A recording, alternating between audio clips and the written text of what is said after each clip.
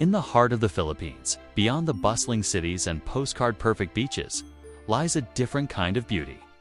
It's not something you can easily capture in a photograph. It's a quiet strength, a resilient spirit painted across the faces of ordinary people doing extraordinary things. Today, we're not just telling stories, we're sketching them, bringing to life the untold sacrifices that build the very soul of a community. What if I told you that the real heroes aren't on pedestals, but are right beside you? They're capes woven from everyday cloth. Stick with me as we uncover these hidden masterpieces of humanity. Our first sketch takes us to the mountainous region of Kalenga, to a small village where the road ends and the real journey begins. Here we meet Wangod, the legendary Mambabatak, or traditional tattoo artist. But her story isn't just about ink and thorns. For over 90 years, she has been the guardian of a dying art, a living library of her people's history and identity. Imagine dedicating your entire life not to wealth or fame, but to preserving a culture, one painful, permanent mark at a time.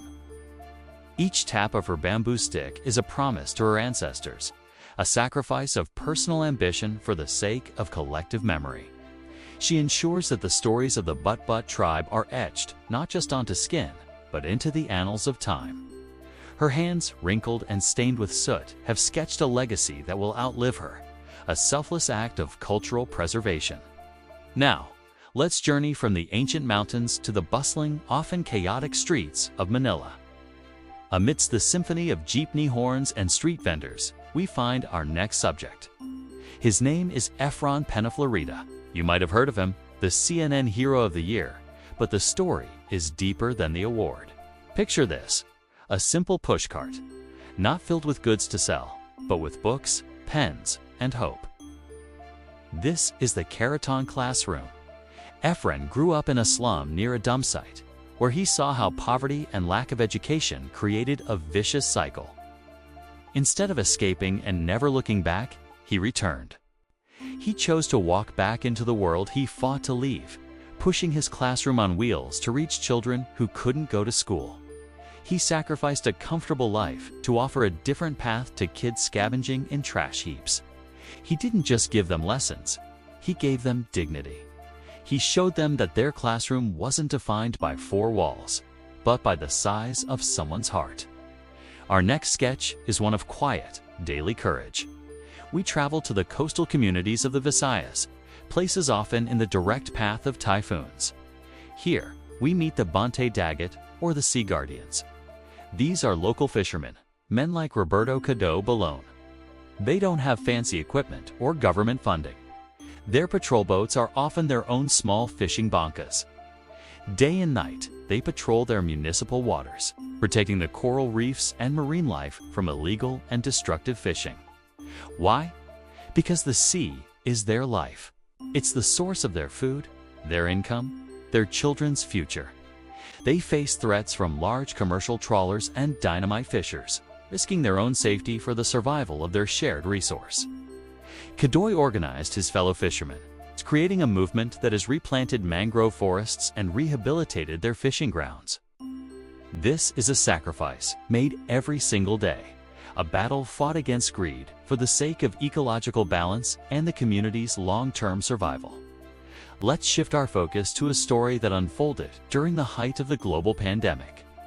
In a small community in Quezon City, Anna Patricia Nan, a young entrepreneur, saw her neighbors struggling. Food was scarce and fear was everywhere. She had a simple idea. She took a small bamboo cart, filled it with some groceries from her own pantry, and put up a sign. Magbigay ayon sa kakayahan, kumuha batay sa pangangailangan. Give what you can, take what you need. This was the birth of the first community pantry. It was a radical act of trust. Anna didn't ask for permits or create a complex system. She simply trusted in the goodness of her community. And the community responded. The single cart multiplied into thousands across the nation. It wasn't a grand orchestrated plan. It was a personal sacrifice of her time, her resources, and her sense of security, which sparked a nationwide movement of Bayanihan, the spirit of communal unity. She proved that one small act of generosity could ripple outwards, creating an anonymous collective force of compassion that fed millions. Our final sketch is perhaps the most widespread, yet often the most invisible. It's the story of the overseas Filipino worker, the OFW. We see them in every corner of the world, working as nurses, engineers, domestic helpers, and seafarers. They are hailed as modern-day heroes, and for good reason. Let's think about the weight of their sacrifice. They leave their own children to care for the children of others. They miss birthdays, graduations, and first steps, all to build a better future for the families they left behind. Their remittances are a lifeline for the Philippine economy, but the personal cost is immeasurable. Each video call is a bittersweet reminder of the distance. Every padala box sent home is filled not just with goods, but with love, longing, and the silent sacrifice of presence. They are architects of their family's dreams, building foundations from thousands of miles away, their love crossing oceans and time zones. This isn't one story, but millions of them, a collective narrative of love, duty, and immense personal sacrifice for the good of the family. Which is the smallest unit of the community? From Juan Dod's ancient art to Ana Patricia's modern movement, from Efren's pushcart classroom to the silent watch of the Bante Dagat and the lonely shifts of the OFW, these stories sketch a powerful portrait of the Filipino spirit. They are not tales of superheroes, but of ordinary people who, when faced with a need, chose to give a piece of themselves. They teach us that true wealth isn't what you keep, but what you share. That the strongest communities are built not with bricks and mortar, but with countless, often unseen acts of sacrifice.